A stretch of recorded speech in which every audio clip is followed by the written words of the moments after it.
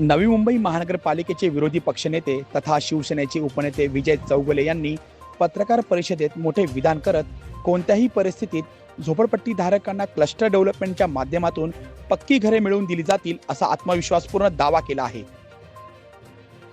यावेळी त्यांनी घरांचे क्षेत्रफळ, दुकानदारांचा प्रश्न, G+1 घरांतील कुटुंबांची व्यवस्था तसेच SRAच्या विद्यमान GR मध्ये बदल करण्याची मागणी यांसारखे महत्त्वाचे मुद्दे मांडले।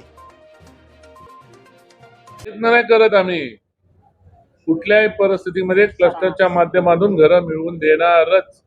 मग ते 200च्या आतली घरं असेल तर त्यांना 323, 500च्या वर असेल त्यांना तेवढं घर, 900च्या आसपास असेल त्यांना तेवढं मोठं घर, दुकानवाल्यांना पण 180च्या वर, 1+1 असेल त्यांना वरच्याला पण ते कुटुंब मोठं तसं कुटुंब घर, तसं वेगळं कुटुंब असेल तर वेगळं घर, हे सर्व आम्ही मिळवून देणारच।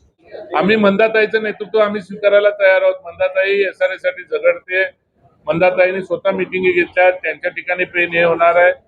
जर आम्ही ज्या पद्धतीने काम करतोय तसंच मंदाताई सुद्धा करते आणि आम्ही सर्वजण आम्ही एकत्र राहून, कारण एकाने कोणी दुर्लक्ष केलं तर काय फरक नाही पडत। एक बीजेपीचे एक नगर आमदार पूर्णपणे ताकदीने ती तिच्या मतदारसंघात करते।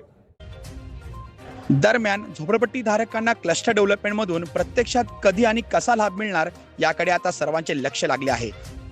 तसेच राज्य सरकार याबाबत नेमका कोणता निर्णय घेते हे येत्या काळात स्पष्ट होईलच। कॅमेरा पर्सन अथर्व सोबत सुदीप घुलप यांचा रिपोर्ट, पालिका प्रशासन, नवी मुंबई।